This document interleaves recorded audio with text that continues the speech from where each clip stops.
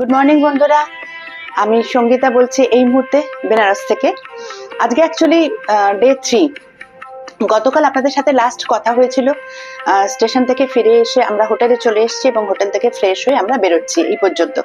তারপরে আমরা অলিগলি অনেক ঘুরে টুরে, আর বেনারসের গলির কথা তো আপনাদের সকলেরই মোটামুটি জানা।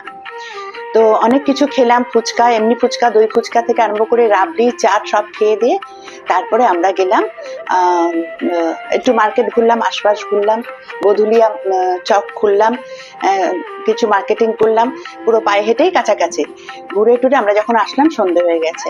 আর এসে এত টায়ার্ড যে আমরা ফ্রেশ হয়ে একেবারে ডিনার করে 8টা থেকে 8:30টার মধ্যে সব ঘুমিয়ে পড়েছি। আজকে সকাল হলো আবার। আমরা এখন যাব কিছু মন্দির দেখতে, কাছে পিঠে আমাদের হোটেল থেকে নিয়ে যাবে, তারপরে ওখান থেকে যাব রামনগর ফোর্টে। তারপর রামনগর ফোর্টে গিয়ে আপনাদের সাথে দেখা। এটা হচ্ছে তুলসী মানস মন্দির। হ্যাঁ, এখানে লেখাই আছে দেখুন, শ্রী সত্যনারায়ণ তুলসী মানস মন্দির, এবং এর ভেতরে রাম সীতার মূর্তি আছে, তারপরে লক্ষ্মীনারায়ণের মূর্তি আছে, এবং তুলসীদাসের অনুবাদিত রামায়ণের সমস্ত শ্লোকগুলো মন্দিরের ভেতরে চারদিকে দেওয়া আছে, লেখা আছে।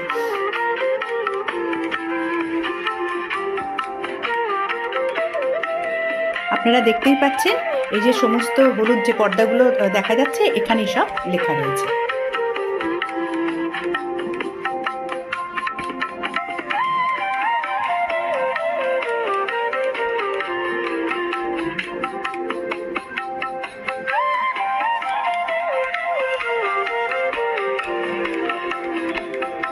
এটা হচ্ছে লক্ষ্মীনারায়ণ মন্দির, যেটা মাঝখানে ছিল।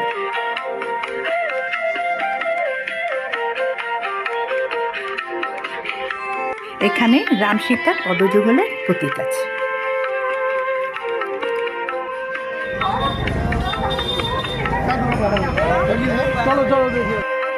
এরপরে আমরা দুর্গা মন্দিরে গেছিলাম, কিন্তু দুর্গা মন্দিরের ভেতরে এত বিশাল লাইন যে আমরা ভেতরে ঢুকতে পারলাম না, তাই বাইরের থেকে দর্শন করলাম।